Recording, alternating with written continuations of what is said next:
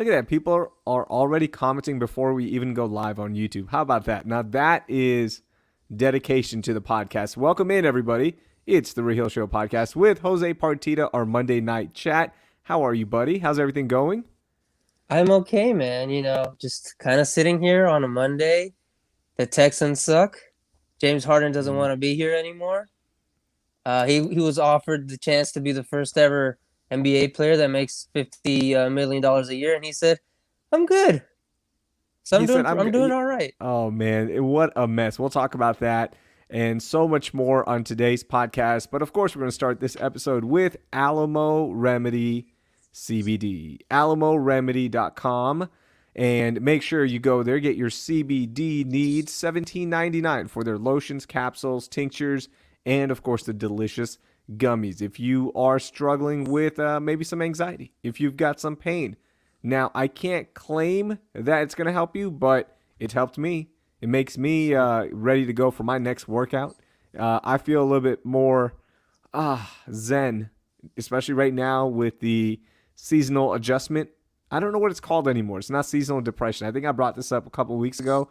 It's not called that anymore because I think depression's a little too aggressive of a term for what's happening right Seasonal now. sadness. Seasonal sadness. Yeah, that's what it is. It helps Is me that with what we're gonna that. call it? Yeah, so whatever you're dealing with, see how Alamo Remedy can help you out. AlamoRemedy.com. Use promo code Unicorn. Unicorn, 10% off, and they are going to hook you up with free shipping when you spend $49 or more. Watch out for great deals coming up, but I'm telling you right now, how can you beat this deal as is? $17.99 plus 10% off. It's a Texas company for Texans by Texans. You're supporting the podcast. You're supporting your wellness. What more do you need? AlamoRemedy.com. Use promo code Unicorn. Unicorn. Get it done. All right. The other thing I want to talk to you about, man, check this out. We know Movember's going on. You see the mustache, all right? It's up. Look at this. It's coming in nicely now. I shaved yesterday. But with more than the mustache, Movember is about men's health, men's mental health, physical health, all of that great stuff, right? So I wanted to do something different this year. Of course, I want your donations. You can go to Movember.com/T/team Raheel, or you can just Google Raheel Movember donations and you'll find a link to the team profile page. You can donate there. You want to donate $5? Cool, whatever. But I wanted to give back this year because last year was so much fun. Everyone supported the Movember cause so much. And this year you guys have supported us, the show, so much that I reached out to one of our old friends, the Y Factor, formerly known as Man Centers. So the Y Factor, I called him up and I said, hey, Dr. Williams, Dr. Grimaldo, what can we do to help out the men in Houston, all right? How can we get them to focus on their health a little bit more? So they said, here's what we're going to do. 50 guys, you come in there, you book your appointment, tell them you heard the Movember special. They're going to give you a free checkup. No questions asked. They're just going to give you a free checkup. You go in there, they're going to ask you all the questions. They're going to make sure everything is good, and they'll recommend the right things for you, right? They'll say, hey, it looks like you're suffering in this. You might need this. And if you want to take advantage of it, cool. If not, not a big deal. But they are helping out, and they're going to make sure that at least 50 guys, and if more than 50 guys need it, I'll talk to them, okay? I will talk to them and tell them, hey, we got more than 50 guys that need this. Let's hook them up. So they are donating that to the Movember cause. So I want to thank the Y Factor. And the Y Factor is awesome, man. I've gone there before for all of my wellness needs. So if you're suffering from low testosterone, if you got fertility issues, if you just feel like, man, something is off and I don't know what it is, a lot of places when you go there, they will just tell you, hey, man, take this shot. Hey, man, just mask this problem, right? You know what the Y Factor does? They specialize in this. They try to solve that issue. They try to create a plan for you where whatever issue you're struggling with, they're going to fix it so you're not just depending on a shot. You're not depending on something else. They just want you to fix it straight up, and they are awesome. The best when it comes to men's wellness, urology. They are great. Women have OB-GYNs, men have the Y Factor. All right, that's that old saying. So I just can't thank them enough for donating 50 of these checkups to the men around the Houston area. They've got locations in Memorial, Tomball, and Webster. So big, big, big ups to them, man. That's awesome. Good for you. Look at you looking out for the listeners. Yeah, man. They've looked out for me this year, so I'm going to look out for them as much as I can. So everyone that's out there, if you're listening on podcast, you're watching live, if you're a woman and you've got a man in your life, all right, so if you got a dad, brother, husband, spouse, whatever it is, all right, you go there, tell them to go to mancenters.com. You book your appointment, they'll call you, and you just tell them, give me the Movember special. They're going to hook it up. That's it. That easy. If you have any issues, you go ahead and reach out to me. All right? Boom. Done. All right. So let's get into the show. A lot to talk about. I want to start with something that is really hot right now. People are really upset about something that hasn't even happened yet. Okay? So one of the big things that was all over the web today was the fact that in the first 100 days of the Biden presidency, whenever that's official, right? Chuck Schumer said that there's a chance that Biden could forgive $50,000 in student debt with an executive order. How cool is that? That is awesome. Now, the plan, they haven't revealed too much about it other than it's $10,000 a year that you do service in your community. That's one of the things I read. I don't know where they're going to get the money from. Is it from the taxes? I know from Bernie Sanders' campaign because I was really in tune with that. And I really, really loved what he stood for and still stands for, right? He said that he was just going to tax any kind of trades on Wall Street, any kind of stock trades that you make. There's going to be a small tax on that. And that was going to help with the student loan forgiveness. So I don't know where President-elect Biden is going to get this money. I don't know yet because I haven't read the plan. I haven't seen anything about it yet. But whatever it is, man, I love it. I absolutely love it. And shockingly, Jose, people that are older than 40 did not love it. Why is it that they don't love it, though? Here it is. If I had to pay off my loans, so do you. That's it. Yeah. That is such a selfish way of looking at things. Mm-hmm. And that's part of why this country, for as great as it's been for both of our families in the time that we've been here on this earth and in this country, that is why I feel like we just can't advance in some aspects, like health and education. It's because of this. Well, that's how it's always been mentality. And that when I asked you that question almost rhetorically because that was my thought of it as well, and I was hoping you had something more nuanced to say because that's frankly what I think it comes down to because that's so asinine. Yeah. Now, I do agree that the plan can't just be a one-time forgiveness for I think it was 48 million people that have student loans right now. I could be wrong on that. I'll look it up in a second, but it was around 48 million. It can't just be a one-time thing. Here's what I want to see. Do the $50,000 forgiveness. I love that. I wish you could just wipe it all out. Everyone starts clean. But the one thing that has to be done in addition to that is you've got to fix this damn system. You gotta fix it where colleges and universities aren't just absolutely slaughtering everyone, okay, with how much it costs to get an education. The interest rates, the predatory loans, you got to cut out all that crap too. You got to reformat the whole system. It can't just be a boom, we're done. No, it has to be boom, we're done. Plus, we're not going to face this issue again. That has to be in the plan if you do this. That's a big part of it. I'm still okay with, hey, a one-time forgiveness, fine, whatever. If my taxes go up, cool. You know what? Everyone that's arguing like, whoa, where are my taxes going? Stop. You don't know where your taxes are going anyways. You're not getting a report at the end of the year going, hey, this is where your money's been spent. You don't know. Stop. You don't, okay? And if you do, then you can complain about it. Congratulations. I don't care. It doesn't bug me at all. If my taxes go up, it goes up. You know what? They're going to go up either way, I bet you anything. So it's fine. I just hope they cut out all the crap that students have to go through. Because look, man, paying back student loans, I was lucky that I did have a bunch of grants. I did get some scholarships. but I still owed a lot of money, like all of us, right? And if I had that assistance, that would have been great. If another kid can get that assistance, right? Somebody that's struggling to make it work, then give it to them. That's all right. It's okay. It's the I don't know, man. It's the American way, is it not? Is it not supposed to be that having all these opportunities? It boggles my mind. Truthfully, it Hmm. boggles my mind to see how people act about this. It's damn near a no brainer to me. But the mentality of I had to do it, so you have to do it too Yeah. is it's so stupid. It's so silly. And maybe there is a part of, look, again, I haven't called any of my friends to talk to them about this, right? And I'm only getting people's opinions on Twitter where they are broadcasting to the world, where they're telling everybody, hey guys, I paid my student loans off. Just want to let everyone know I did it, okay? Hey guys, I don't know about you, but I was a great person of this country, great citizen.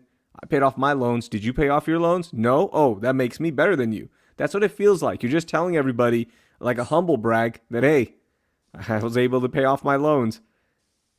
Look, there's Des, who's a friend of the show, a friend of ours. She says, Hey, Des. I settle for being able to deduct my interest. Of course, I'm 40 plus and still paying for my loans. That Ugh, shouldn't be happening. no. You shouldn't be 40 plus paying off student loans. It, the whole system is jacked up. If this means we can get a clean slate, let's start over. And 50,000 won't wipe away everyone's, No. right? Because you still have grad school, and that is really expensive. But man, it will help so many people. And not everyone's just lazy, going, sitting back and going, oh, I'm not going to pay my loans back. Ugh, I'm a lazy bum. Look at me. I'm taking advantage of the system. I know Des. Des should not be paying off student loans right now at 40 plus years old. That shouldn't be happening. It's Uh, nuts, man. It's nuts. I was just, I had to like get off Twitter. To me, it was like, I can't see people just letting the world know I paid off my loans. You know what I didn't do today? I didn't get on Twitter and go, I paid off my loans. No, because it's stop. It's just, ugh. how I many don't times know. a day does that happen to you now? Where you see something just absolutely stupid on Twitter that you have to kind of shut off the app for a little bit.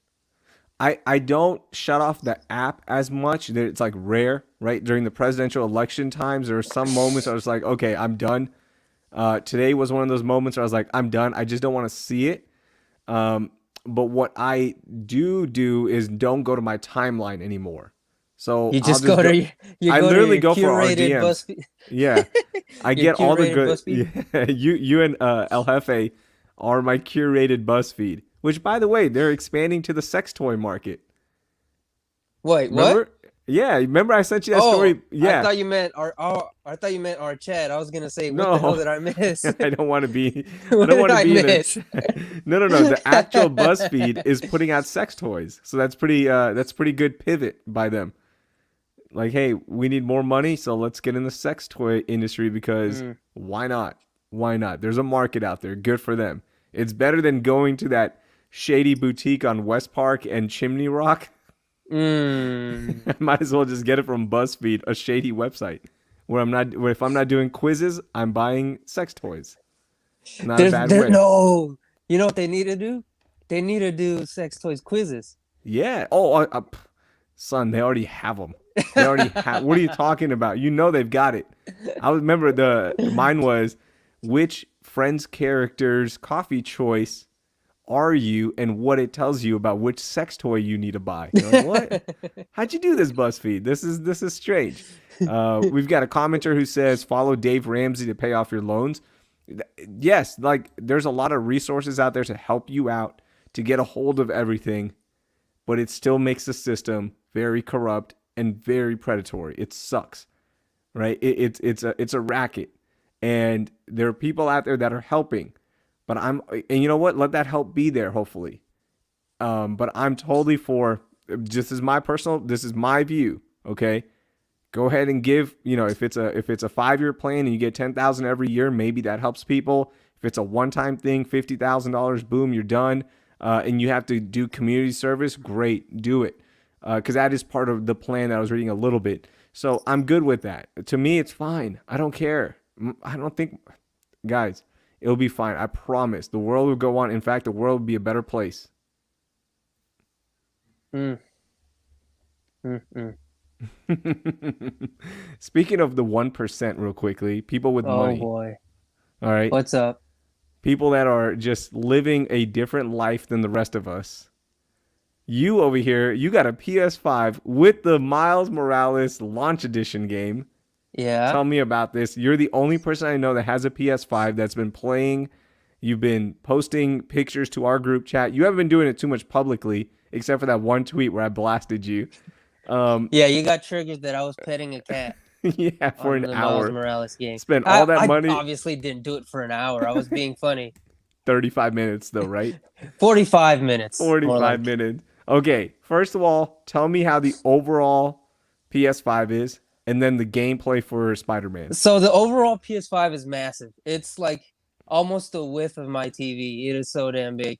Granted, Wait, what? I don't have a big I think I have a 32-inch in my room. I don't have a big TV in my room. It's a massive thing. And I saw a funny tweet today that was it was something along the lines of, sorry I didn't text you back. Video games no longer have actual load screens, because literally like everything just loads in a flash, and that was a massive issue with the PlayStation 4 with me, specifically with the first Insomniac Spider-Man game, which if you're a gamer and you've never played the first Insomniac Spider-Man game, please do. It's really fun. And it would just take a while for all of it to load. And if, God forbid, you went from doing a side mission to something else, it would take a while. But now with the new PlayStation, it's just done in a flash. And so far, that's the only game I've played. That's the only one I have. There's maybe like 5 or 6 games out, and there's some that I'm interested in, but I'm not in a rush to get. Now the Miles Morales game uh is just perfect, man. It's so fun. It hits you at your heartstrings. And Really? the thing Insomniac has done really well is they've been able to make the stories almost feel like a good comic book story, not just like really awkward dialogue like you see in some superhero video games. It feels genuine, and it's heartwarming. Peter Parker in the first game is a heartwarming. He's a charming guy. He takes care of his aunt and everything, and they've only upped that by the 10th degree with Miles' story, with what's happened to him in that video game universe. I don't want to give spoilers out, So but his life. it's not a continuation of the movie, right, or anything No, like it's a that. continuation of the Spider-Man, the first Spider-Man game that Insomniac made 2 years Okay, ago, okay. which is its own separate story.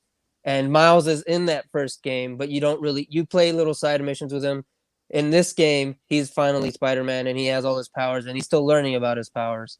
So it's interesting, and it has its parallels to Spider-Verse. If you guys have seen Spider-Verse, uh, there is some similarities in the story, obviously, if it's Miles Morales' story, but there's also a couple of differences. And man, Ivan in the comments mentions the web slinging is amazing. It's the best part. I could literally just web sling as sorry, a Woj notification came up on my phone just now that said Harden. I thought he got traded. Oh, I could literally just web sling as Miles for like hours, because he just does like little flips and everything, and it's just so cool, man. It's so the so whole fun.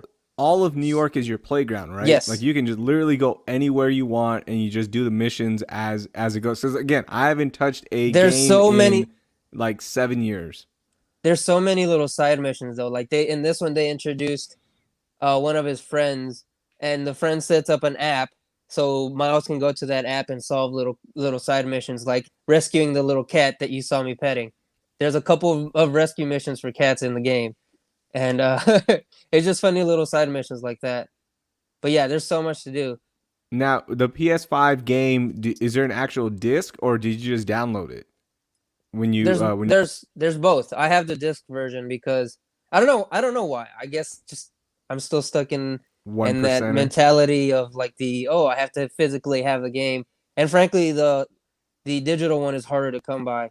when the pre-orders first came out, and I wasn't able to hit on the digital one, but I wanted the disc one for some reason, anyways.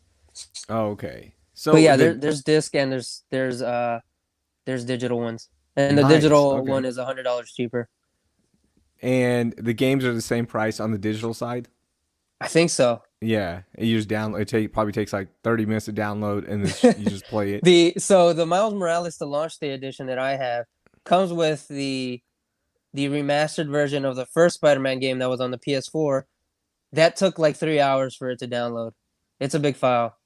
Oh, dang. Yeah. Okay, But I have man. crappy internet, as anyone who listens to this podcast can attest. So maybe that had a factor to play into it. Probably so. But it took a What? while for it to download. So you're happy with it? How many hours have you played so far? Uh Guesstimate it. Guesstimate came out on the 12th, which was Thursday. I've probably played I've definitely played less than 10 hours. Probably somewhere between 6 and 8. I've been able to limit myself so far.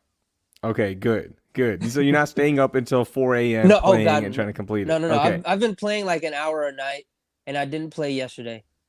What did you think So about all the resale market stuff? People freaking out and just like being so upset about it. and people were like hoarding them. Did you Yeah. see like there was all these screenshots of people hoarding like just like 6 copies of the digital or 6 of the disc or whatever. It's just funny, man. Literally everything resells. Early in the pandemic, people were selling the Switch, reselling the Switch, and I think now it's still really hard to come by a Switch. Yeah, it's really hard And because I like tried recently. It's hard. places like Goat are reselling them, and I mean obviously stuff like that. Not Goat, excuse me, I know. StockX are StockX has it. Yeah. are resell like StockX last week before the Xbox and the PS5 launched. Both said, "Hell yeah, guys, we're gonna be reselling them for y'all."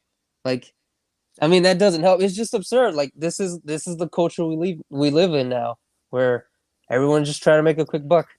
It Absolutely. is what I it saw. is, man. I can't knock the hustle. No, you I can can't. hate it, but I can't knock it. I just hate, man, I just hate that these people with bots are ending up with, 15, 16 of them. And look, they still have to figure it out. They still have to do all the back end stuff and still check out and put up all that money. Like, that's fine, but it just sucks. Like, I wish there was a way to stop that. Like if you're going around driving to stores and picking them up, or you hit on a bunch of websites, man, resell the hell out of it. Cool. But when you start cheating the system and people get screwed out of one that really want one, assuming that they do want one, right? Because they just could be other resellers who are missing Yeah, out as well. That does suck. And it was funny to see the gamers feel like us on Sneakers app. Where you're yeah. like, man, I really wanted those Cactus Jacks, right? I really wanted those. And guess what? Struck out. Like, it was impossible. So it was funny to see that and people freak out over that. It's it's it's literally like a one for one comparison because Mm-hmm. that's exactly what it was. And there's a cross pollination of it because I've seen so many as we mentioned StockX. I've seen so many sneaker resellers that I follow, or like I follow a couple bot services for sneakers on Twitter. I don't really buy them, and now I don't have a use for them at all. But I see them literally advertise like, "Hey, give me $15. I'll put in a slot and I'll hit on a PlayStation 5 pre-order for you." And it happens. Like it's crazy. That's the world we live in, and it's the cross pollination is the craziest part about it to me. One of my friends, she was trying so hard to get one for her husband, and she's like, I created a Twitter account.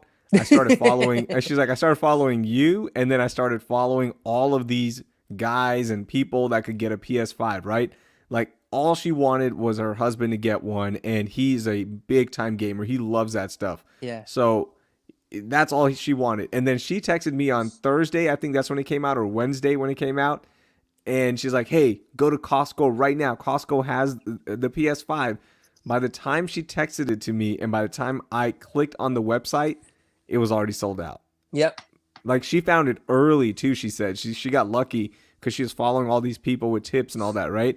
And she So, got one. and I don't know if she ended up getting one or not. I think she did because I mean, put in work. I'll text her real quickly to Yeah, find my out. friend who's in the chat, Ivan, who was talking about some miles earlier, web slinging. He went through a similar situation and he finally hit. I think on, when did he hit? I think he hit on Friday morning, if not late on Thursday when the system was already out. When it was all day just sitting by a computer, just waiting for restocks, and he finally hit. And I mean, some websites were actually trying.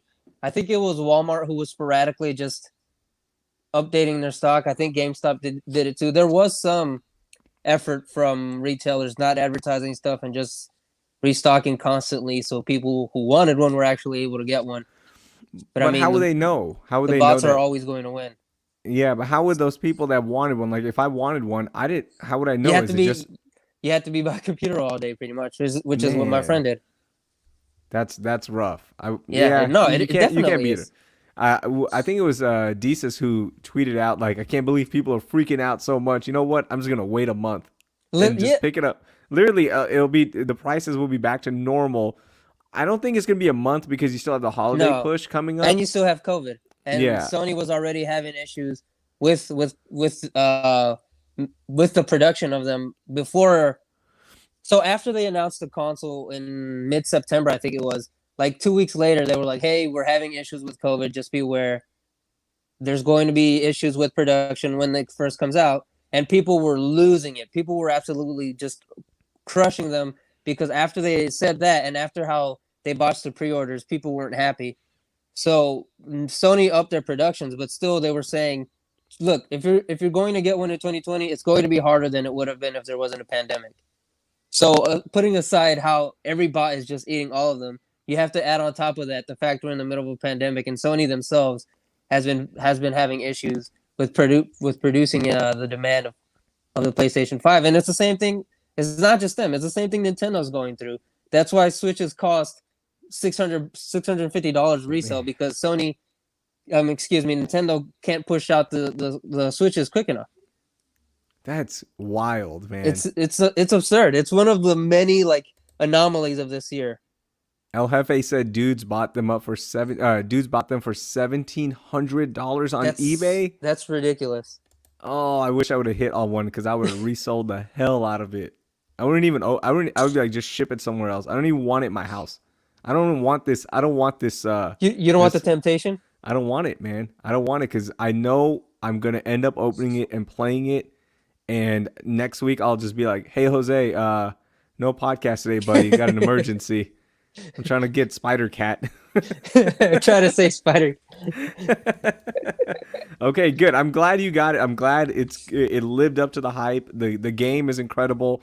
One thing that you wanted to talk about with Miles, and I want to spend a little bit more time on this one. Is he the perfect superhero for this generation? Yeah, that was a question I asked you, I think Saturday night or Sunday, and it just kind of feels like it is. He obviously his name's Miles Morales. He's half African American, half Puerto Rican. So there's the minority representation. There's the youth representation there.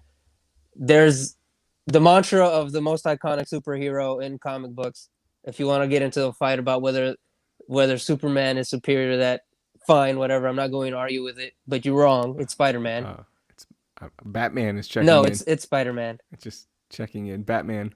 No, it's Okay, Spider-Man. so yeah, Like you got all that. you You have got all the of that, and you're considering like how big he's getting into the mainstream pop culture's face. hmm And obviously Spider-Verse helped with that significantly.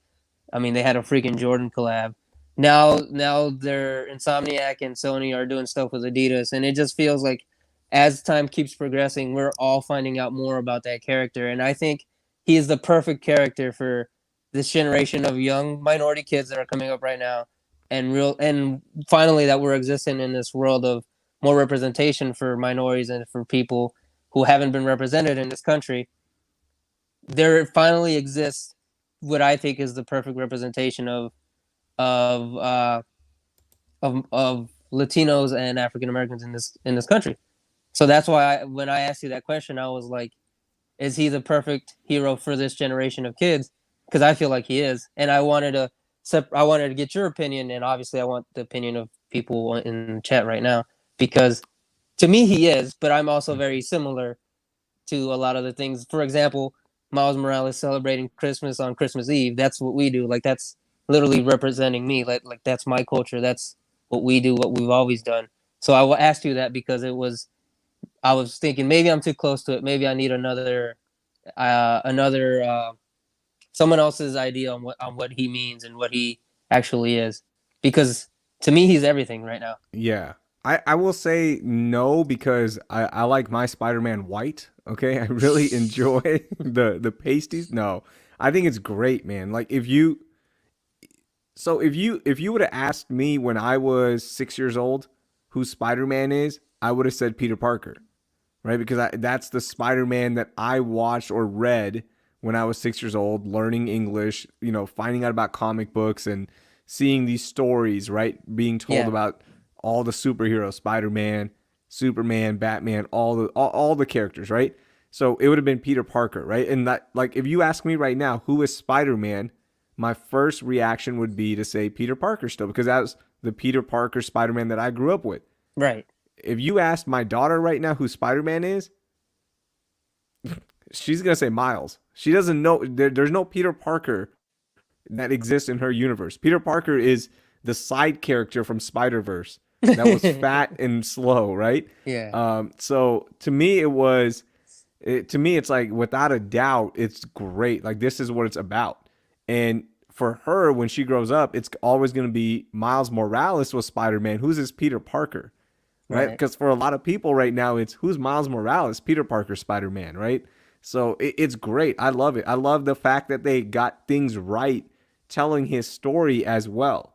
As you mentioned, how you celebrate Christmas on Christmas Eve, right? Like they dug down and actually got the right representation as well, and the story behind it, not just oh yeah he's half and half and that's it. Like, and you don't dial down to like, hey, Right. this is how actual, like, hey, this is what it's like in New York, like kids like him growing up. So I love that as well. Like I love it. It's great. So to me, it is perfect. I think the other one that you can make a case for today's generation would be Black Panther, Of course. right? Like that's another one. He's like the perfect superhero for this generation. So, I mean, both are great. I don't think it has to be a competition. It's a fantastic thing to have. Like both of them, how like two of the most popular superheroes right now. One is Black Panther. The other one is Miles Morales. What? And we have I think Disney Plus is going to do a series on Miss Marvel, who is Mm-hmm. God, She's her played name. by she's played by a Yeah, Pakistani Canadian. Yeah. she's I was trying to think of the proper term because I don't want you to roast me. But I guess she South Asian descent. yeah, she's of South Asian descent, and her name, I think her name's Kamala, is it? Kamala.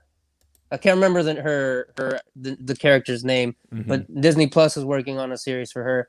She was one of the big characters in the Avengers video game that just came out, but apparently that game isn't really good. So I I saw. don't. Yeah, that's I, when you were bringing up like corny dialogue in games. I thought you were talking about the Avengers one because again, I don't play it. I just read like the reviews I see on Twitter and whatnot, and everyone's been hating on that one. Although it looks kind of cool, but still. yeah, the reveals looked kind of cool, but I think it's like getting like slightly above average reviews, which is Mm-hmm. it's the freaking Avengers. How do you mess that up?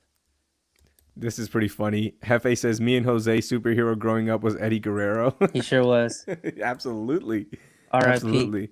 Uh, It was la- 15 years ago on Friday that he passed yeah, that's away. right. I saw that. Lazy J watching for the first time in a long time. He says, "Look at Raheel hating on the super minority Spider-Man." Facts. Facts. Justin, get out of here. Lazy J, get out of here with your bunk ass call. You know what I'm talking about. I texted him about something privately. It's just Is that dudes when on he's sports radio hosts that are just repeating incorrect facts like they're facts, and nobody checks them on it. And that's how hate starts. I'm just gonna leave it at that. I'm just Oh, gonna leave it at that. I thought you were talking about the time he called in and said I sucked on the podcast. Lazy J hates everything. Or Okay, maybe it wasn't Lazy J. It was someone, one of the usuals. it probably Art. Art hates No, everything as well. Art actually likes me. He hates Tyler. Yeah, he hates. He hates Tyler. Lazy J hates everything. He's like, hey, when am I going to come on your podcast? Lazy J, come on, Never. buddy. Never, You never. spiteful Okay. ass bitch. Yeah, that's what happened.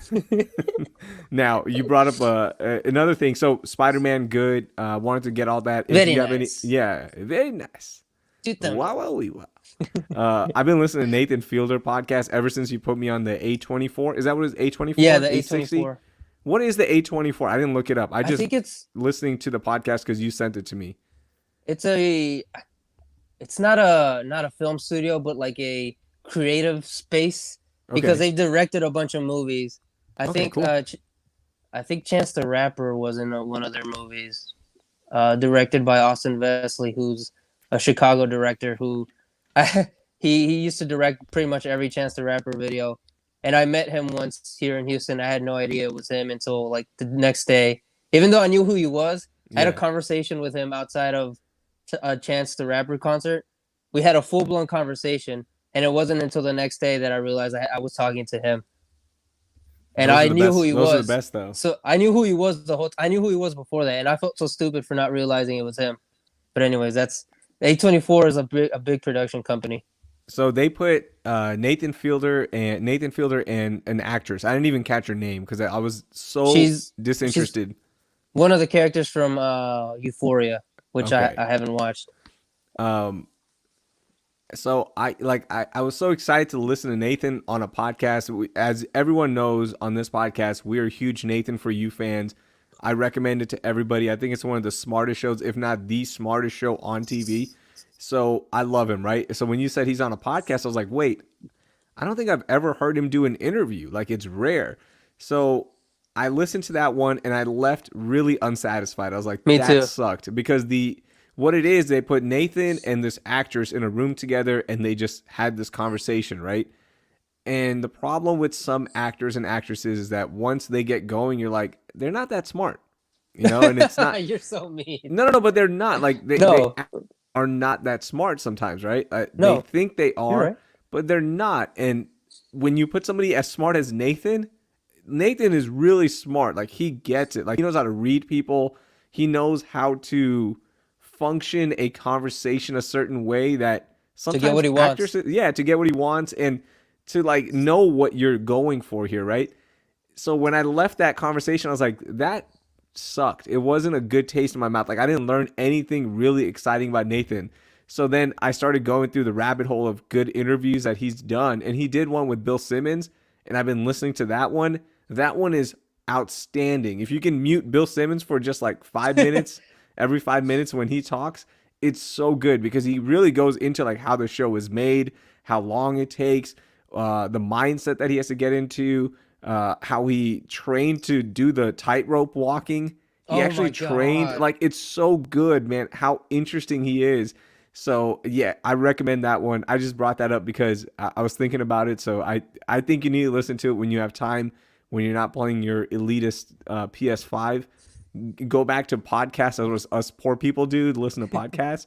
So it's really good. The other thing, I want to go into a bunch of reviews that we have for the last like 10 to 15 minutes. You and I have been watching a lot of stuff as well on Netflix, like many people are right now. I finally watched Love and Mercy, the Beach Boys movie you recommended with Brian Wilson and his battle with mental health. Man, that movie is really good. It I was told you. so great. I was afraid they weren't going to tie in all the songs and get the licensing for the music. So I thought it was going to be kind of tacky at first. But from the first montage, you're like, oh, they're going to, like, you're going to get everything. This is Yeah. great. So I've been listening to Pet Sound. I listened to Pet Sound Saturday driving because we had to drive really far on Saturday. We were just driving away from COVID because Fort Bend County. But no, we went out to a farm for a birthday party. So we drove and I listened to the whole album. Man, it is so damn good. That movie was a great recommendation. Check it out, Love and Mercy. It's on Amazon Prime, so it's free. How happy were you in that montage when he was putting the album together with the Wrecking Crew? Oh, Like it that was montage awesome. just puts me in such a good mood. It was so great. But look here, I don't have much history with the Beach Boys like you do. To me, the Beach Well, Boys, like they're just, I know their hits. I know mhm. how much you love them, and that's about it. Like I don't have any other history with it. Yeah, and I wouldn't say I have that. I have that much. I have more, definitely more about the music we always talk about, but it's just hard for me to not celebrate his story with Mm-hmm. like we could have lost him early, tragically, in the early '90s, and it would have been really bad for music. And frankly, the fact that he went through that battle was already bad for music in the first place because we were deprived of just Mm-hmm. so much music. But So after his brother died, that's when he was in his bed for what was it? 3 months, 3 years, 3 years, excuse me. yeah, three So years. that was He after his brother's death, right? That right? happened. Okay, because in the No, movie that he was said before. it was before. Yeah, Okay, so they his never brother, explained his what made brother him. that just his mental health just Okay, deteriorated, and and his brother was actually a psychiatrist. All of that, every single thing about that was pretty accurate. yo, It's so wild. It's such a good movie. You guys, if you guys haven't watched it, check it out. yeah. So I watched that. So I wanted to give it a review of that. Then I went. So then I got HBO Max, Okay, okay, and one percenter. no, let me finish. I got HBO Max, and what I mean by I got HBO Max is I got a login for HBO Max. Again, there's one login that we all share, right? Like the entire nation. Who I don't know who buys it. It like Don't my tell one of my entire So that was one of my group chats. That was a major issue. Is one of my friends is upset that I use his Hulu, even though I've been using it for like the better part of 8 years now, and all of a sudden it's an issue, and I'm a moocher. oh my Maybe god. you're just a bad friend. How Yeah, about you're just a that? bad friend. I literally give my Disney Plus account to everyone in my neighborhood. Like we have I How mean, hey, many shout out accounts? dude, okay, let me think. One, two, three. I'm thinking about the home screen right now. One, two, three, four, five, six, seven, eight. I think there's 8 profiles on there. That's great. And six of them are kids, right? Like all Hmm. of my daughter's friends. Anytime one of the parents is like, "Oh yeah, so what have you guys been watching?" I'm like, "Oh man, I've been watching The Right Stuff on Disney Plus. Do you have Disney Plus? You don't? Oh, here, take my login. I don't care because if they're not, and they don't have a limit either as of right now, so you can create as many profiles on there. And I've never had the issue of, too many people watching at the same Hmm. time. So I don't care. I'm already paying for it. Like it's for me, right? Who cares if I give it to another person? Like it's not gonna bug my experience. And if somebody's watching, I'm just gonna kick them out if I need to. I don't care. I get dibs, right? I do I get mean, dibs, you're and I paying think they for it, of under course. yeah yeah you get dibs, right? So, They knew what this anyways, was. so I logged in on HBO Max and I was browsing around and I was like, you know what? I'm gonna watch this movie, Point Break, the '90s cult classic. I don't even know if it's a cult classic as much as a '90s classic. People love that movie. So I I've tweeted never that, seen that movie. yeah, I haven't either. I've heard about it, and I know Keanu Reeves is in it. Is it Patrick Swayze's in it? Yes, I believe so. That's him. Yeah, it's He's Patrick in it. Swayze. And then there's a Gary whole, Busey's in it. yeah, Busey's in it. There's a whole host of other guys. Why am I blanking on him? The guy from Red Hot Chili Peppers is in it as well. Anthony Uh, Kiedis?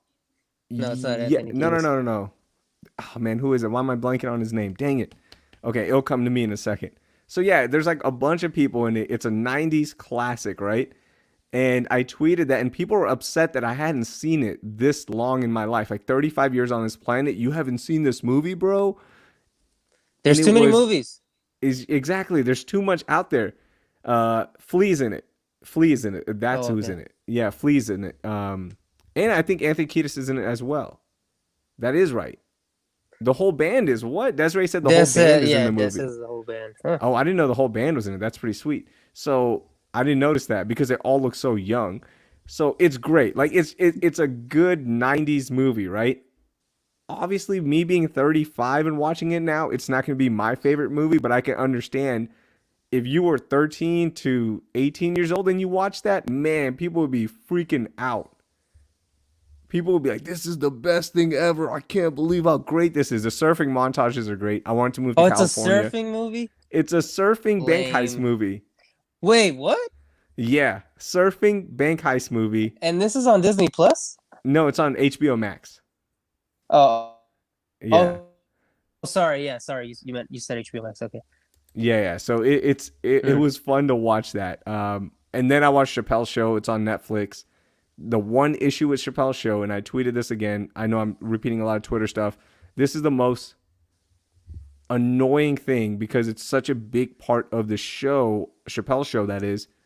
They took out 90% of the musical performances at the end of the show.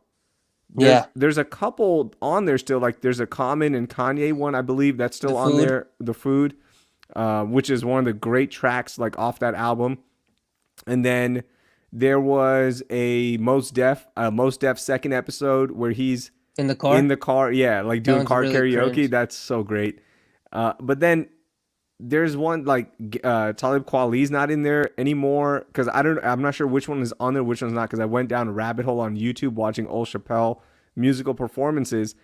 Man, that was as important to the show as the sketches were, in my opinion. Yeah, I don't disagree. It has to be a licensing thing because it's the same thing SNL does. If you go watch SNL afterwards on Hulu, the performances are taken out. Really? Yeah, so it Oh, has I didn't to. I know think that. it has to be something with the music industry on the music industry front. And just think about it, like if Dave Chappelle's not getting paid for it, as he mentioned in the SNL monologue, you think Kanye West is not going to try to get played by Netflix? You think Yeah. Mo's or Yassine Bey now is Mo Steph's name isn't going to try to get paid by Netflix? It's just it just makes sense for them to avoid it and to cut them out. But see, the problem there is I get it. Like, you want the money. I get it. You want the streams and all that. But man, the residual effect of being the because at one point Chappelle Show was a number one show on Netflix, right? Trending. It was Yeah, Queen's Gambit. I don't think it's gonna be number one now because The Crown just released season 4. four. My wife has been just binging. I'm like, good, go, go binge. I'm probably gonna start it because the rule of three. I've had 3 different impacts of that show, and everyone's Right. like, you gotta watch it. So now I'm gonna watch it because we live by the rule of 3, right? When we get 3 impressions from 3 separate sources, that means something good is going on, and you gotta watch it. So I will start it at some point. But you gotta think that being the number one show, right, and you being on that number one show as your musical act on the end, it's gonna help more people find you, like Fat Joe. Why is the Fat Joe performance not in there, right? Why is Snoop not in there? Because the first thing I did after I watched Most Def do the car karaoke, you know what I did? I went and listened to that song on YouTube Music. I was like, oh man, I forgot this song was out there. I want to go listen to it right now. And then I started listening to old Most Def. So like the residual impact of being on that show as a musical guest is invaluable, man. Right. You know, like you could have made at least 75 cents off of musical streams because it's so rigged Maybe anyways. more like 30 cents. Yeah, 30 cents. It's so rigged. But man, that show is still brilliant. It's still so damn brilliant. I forgot how many references of Chappelle Show that we use now Dude, that we don't even attribute to Chappelle Show anymore. the first time that's a great point. The first time I watched Chappelle Show because I didn't watch it as it was happening. First time I watched it in high school, I realized like stuff that I was saying then came from there. That was mind blowing. And now 10 years later, 10, 15 years later, we're still doing the same thing. It's crazy. You're right. Like that show is so embedded in our culture, and I think we forget about that. And that's why something you mentioned the other day on Twitter, or yeah, and I think it was on Twitter. Like I'm so happy that people are starting to make a lot of memes and are embracing the show again. Mm-hmm. And I'm the exact same way because it's like it's a reminder of how important that show was to so many people. It was so, man, I used to watch it. It would come out Saturday night on Comedy Central, if I recall correctly, when I was in college. And we would all watch it together. And in fact, there were season 2, my little cousin who lived in San Antonio, he was just like, so first season was when I was in high school. Yeah. And when Clayton Bigsby hit the scene, Oh I no. ran, and that was on a Wednesday night, I think. It premiered on a Wednesday, season 1. because I remember running to school the next day and telling one of my teachers, Mr. Anderson, I remember this specifically, my English teacher who was awesome. He made us watch The Matrix. Uh, he passed away the year after I left. I'm not gonna get into why, but yeah, R.I.P. to Mr. Anderson. You're the dopest English teacher ever, the best. But I ran to him and I was like, Mr. Anderson, you won't believe this. Dave Chappelle, one of the funniest stand-up comedians ever, he has a show now, and he did this sketch where there was a KKK member who was super racist. He wrote books, and the punchline was he was blind and he was black. And like I was so happy to tell him about that. And he's like, okay, that's interesting. And he went and watched it, and he's like, that was pretty funny. Like he got it, right? So it was like that. I remember that first season watching it and being, man, this is unreal. Like, how is this possible? How is somebody creating this? And then the second season, he's like even more into his groove, right? And you just get classic after classic. I used to go watch it with my little cousin because we wanted to all watch it together. So it was just like, man, watching these episodes again, and I'm still on season 1 of the rewatch. God, that show is so brilliant. And it actually still holds up. Not only the comedy, but like what he's talking about. Stuff he's talking about is still relevant today. It just shows you how far we haven't gotten as a society, unfortunately. Yeah, that's man, I'm actually I'm a couple episodes into the rewatch. I haven't hit it as hard as you have. But it's God, I love that show. It's so damn good. I love that show. I wish he would do it again, obviously with everything going on and how busy his schedule must be. It would probably be like a one-off on Netflix, but just give me one more season, man. That's all I want. See, I don't even want another season, I honestly. You do? I don't. I think it's still So you're gonna it's tell still me relevant. It's still relevant and funny. Like when you go back and watch it, it's like watching a new sketch comedy show. Because there was so much content in there that when you watch it, you go, oh, dang, I forgot about this little 2-second sketch, he did, or this little throwaway sketch they just threw on there coming back from commercial break and go, God damn, and this is brilliant. I was with you 100% in that same thought until I saw that canceled sketch on SNL that he clearly had a big role in. That when I watched that sketch, I was like, oh my goodness. I need another season of the Chappelle Show. The moment I watched that clip, that was my first reaction. Oh, man. I don't think I've ever watched season 3. I think I was so bummed after he left the show that I never gave the season 3 unreleased tapes a watch. I just never got to it. It's good. It's just awkwardly introduced sketch by Charlie Murphy, but the sketches are still the sketches. R.I.P. Charlie Murphy. Man, rest in peace. There's Murphy. And then the amount of side characters that are played by now famous people in that show, you're like, damn, oh man, I can't believe he was in this. Like it's just so much fun to go back and watch. It's so brilliant. So I was really happy with that. Look at Pete Davidson's lips. No, America, for real. Look at his big ass lips. That's so stupid.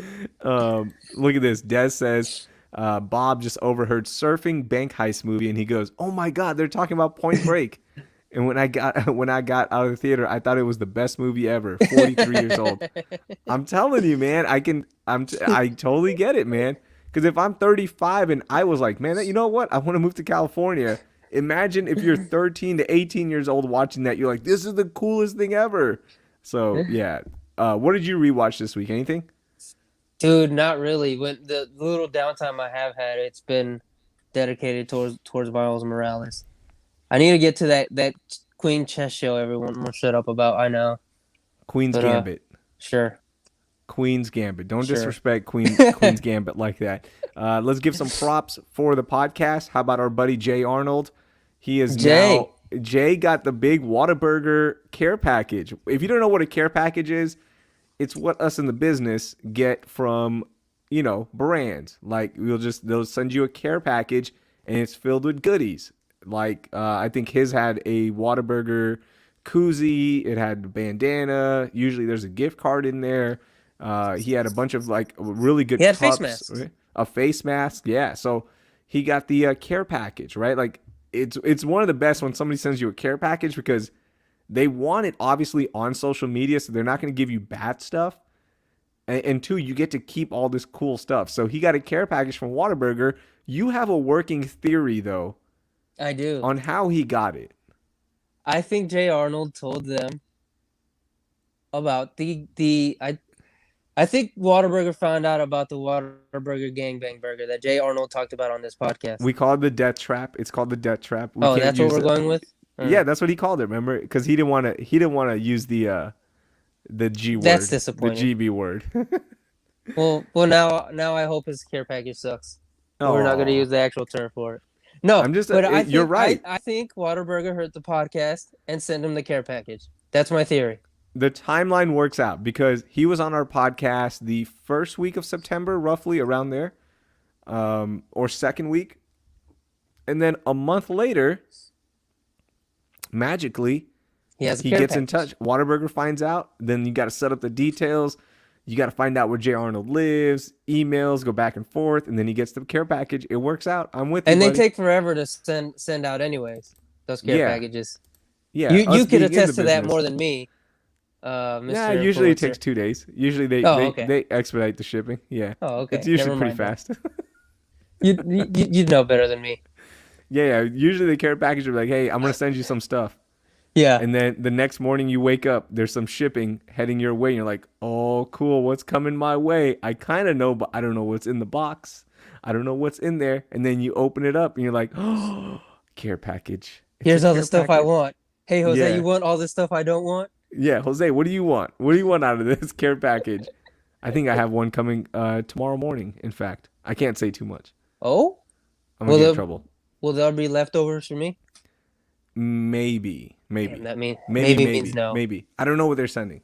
Okay. I don't know what they're sending. Go to my Twitter account tomorrow on Tuesday at... I can't even say what time because I'll get in trouble. Never mind. I'll text you what it is. Oh, I almost leaked it. I'm not going to say it. Damn. Sorry, guys. I try to get y'all an exclusive. Yeah. I'm going to get in trouble. Oh, man. Okay. Other things. I think I know what it is. No. Put it in the private chat. Or text me. Oh, no, you can't. You're on your phone. Never mind. Don't. We'll talk about it after the show. The Rockets mess. Ha, ha, ha. All you stupid Red Rowdies. I'm so happy right now. So the question I have, and I posed to a couple friends, will Rockets fans be upset if he forces a trade? Will they turn their backs on James Harden? Yep, it's already happening. It's already happening. You think so? Because I personally haven't seen it. Because I can't imagine the world where Red Rowdies aren't just like religiously supporting James Harden. I just can't imagine that world. Let me back up and say why I said ha ha ha ha stupid Red Rowdies, because when Westbrook demanded the trade, all of the Red Nation media immediately said, "Hey, at least James doesn't want to trade. James is going to stick it through. Look, this is why we love James Harden." And I said it immediately when it happened. And you can also go back and watch Sports Spotlight, which is on ntvhouston.com. On that episode, I said to Ali Khan, I said, you know what the weirdest thing about the whole Rockets leak that came out from Shams and Kelly Iko of The Athletic is that James Harden was the only one that left all of that looking really good. Like, hey, James is committed here, man. James is still committed. He's all about it. He loves the Rockets. When I saw that, I was like, something is up. Because you don't go out of your way to make somebody look good like that. It was weird to me. I was like, something is up, man. Something is really weird because when all this negativity is hitting, usually it's all negative. It's all negative. But when all of a sudden this one little positive turd comes out, you go, wait, whoa. James comes out great looking in all of this when another teammate is like, I'm good. I don't want to play with you. I know we're friends. I just don't want to play with you. Like, that's just what it is. That's when I was like, okay, something is up.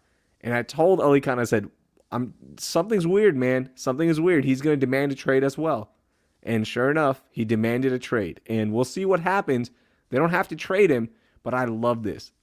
And the Rockets fans are over Tillman Fertitta. This is what Tillman does, guys. This is what Tillman does. He buys up something. He makes it way more efficient. And he might cut some stuff that you don't like being cut. And if you've been with that company for a long time, You end up leaving. You're like, I don't want to be here anymore. It's not the same company. Are you speaking from experience, buddy? I'm speaking from experience, having worked there. I'm speaking from experience and people that I've talked to. That's just how it is, man. You go, like the first couple of years of being taken over by somebody else, it's like, oh man, we got a new plan in place.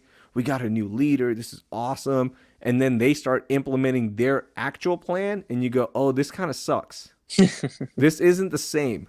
This isn't what you were saying, that we're committed to winning 110%. We'll do whatever it takes to win. But you didn't give the coach I really liked an extension the season before his final contract, thus letting the coach know that, you're really not the guy for us. You have to prove it to me. And then Daryl Morey leaves, right? Like, why did that happen? Why did Daryl Morey leave? Obviously, something's happening behind the scenes where he's just like, you know what? I'd rather spend time with my family.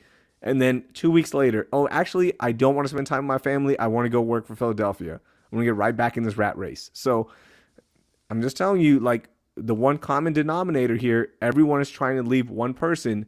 And this isn't a bash Tillman Fertitta thing. This is just what the facts are and what the moves are right now. It points back to one person. Just like with the Texans, it points back to one person, Cal McNair. There's a little sports radio guy for you. I thought you were going to say Jack Easterby. No. Just see the thing with, really quickly on Easterby before we move on. You see the thing with Bill Belichick today that he's not a personnel guy. Sports Radio. Yeah. Houston Sports Radio had a meltdown about Bill Belichick, Jack Easterby's former boss, saying he's not a personnel guy, and the guy who's been making personnel decisions and will be making personnel decisions for the Houston Texans now. It's just so quickly how rapidly the Houston sports landscape changed in the matter of like a year. Yep, and it's still changing. George Springer's not going to be here anymore. Yeah. So we got that move coming in. Man, it's so frustrating, man. Ownership is the most important thing, or governorship in the NBA. Because we don't say the O word in the NBA. We respect people, okay? So it just shows you, man, Cal McNair, the last 2.5, 3 years, the one common denominator of Bill O'Brien kicking out Brian Gaine, Bill O'Brien taking over all control, making the moves, trading D-Hop, which then yesterday Houston Twitter had a meltdown after D-Hop has the catch of the year. Oh, incredible. I was so happy for him, right? Me too. Happy for him. I was like super villain laughing when that happened. Like a deranged lunatic laughing. Yep. When that catch happened. Look, Bill O'Brien gets fired. Another guy gets into the power vacuum. Guess who that was? Jack Easterby. There's one guy who keeps getting played in all of this, Cal McNair. Yep. Right? And again, the McNair with family. Fertitta, the McNair family. But specifically for this iteration, it's Cal McNair, right? With the Rockets, everybody's leaving something, right? Everybody keeps leaving something. D'Antoni, Morey, Westbrook, Harden, they all want out, right? And the last two, want out. I don't know if they're going to get out because the Rockets still own the rights to those guys. But so many players don't want to be here. Trevor Ariza, PJ Tucker not getting his raise. Austin Rivers, Eric Gordon, like all these guys have criticism. There's one common denominator. Who is that? Tillman Fertitta, unfortunately. So there's something happening behind the scenes that I'm sure one day is going to leak, and that one day is going to be soon as those guys are traded because everybody will start talking. It's Tillman Fertitta. So, and you just said Harden rejected a deal that could have made him a $50 million a year guy. He's like, I'm good, Tillman. I got enough money. I don't want to be here with you anymore. So, just a little old school sports radio takes for you guys. The people have been missing them. There's always stuff about. I see people in the comments asking us to talk more sports. There it was. I hope we made you guys happy. There it is. If you want more sports, like hot sports guy, sports radio guy, then No Layups is where I do that. Because No Layups is all like it's like 80% sports and 20% entertainment. We're trying to find the balance of more entertainment, but it's hard. It's hard because ABC 13 people, like their viewers don't know us yet. So that's Lord, where we get the issues. I did that on accident. That was me. You're good. Okay, we are out of time. hitting an hour here. Anything else that we left off? I think we covered everything. We hit on we did our Miles Morales praising. I'm Mm-hmm. looking at our rundown. It looks like we hit on everything. Yeah, we'll talk about Thanksgiving next Monday. If we do a show, I might not be able to do one, but I'll let you know. So we'll figure that out. So yeah, just look out. Make sure you follow us on social media for all of our updates on when we do the show, when we release it, all that good stuff. Thank you everyone for watching. We appreciate you guys spending some time with us, whether you're watching live or if you're listening on the podcast side of things. We appreciate it. Make sure you spread the show. No, Jose. Sorry, El Jefe. I saw his name come up. Sorry. He says, "Who can get me Chappelle tickets?" Nobody. They're really expensive. Nabil even texted me. He's like, "You going to Chappelle?" I was like, "Absolutely not." I looked at the prices and I said, "Ooh, I'm good." I I'm didn't good. know he was even doing a show He's doing 3 shows: Thursday, Friday, Saturday at the House of Blues. this week. Mm-hmm. He just did a pop up like, "Hey, I'm gonna be in Houston. Let's just do it." Mm. Yeah, I'm good. I'll watch the specials. I'll watch the specials because it literally is. So the stuff that he did on that stop at Smart Financial, Yeah. 85% of the stuff that he did is on his last special. So he's gonna work down his his special material here. So you guys will be fine. I promise you're not gonna miss anything. So there it is. Okay, now we're going to end the show, Jose. Thank you so much again for taking time out. We will talk to everyone next time. Don't forget almoremedy.com. Use promo code Unicorn. and then you've got until the month of November ends to go get that free checkup at mancenters.com. It's called the Y Factor, but their website is mancenters.com. Just tell them you want the Movember special when they call you if you book online, or if you call the clinic, tell them I want that free Movember special. They're going to hook you up with the free wellness checkup, and boom, that's it. We take care of people. We will talk to you guys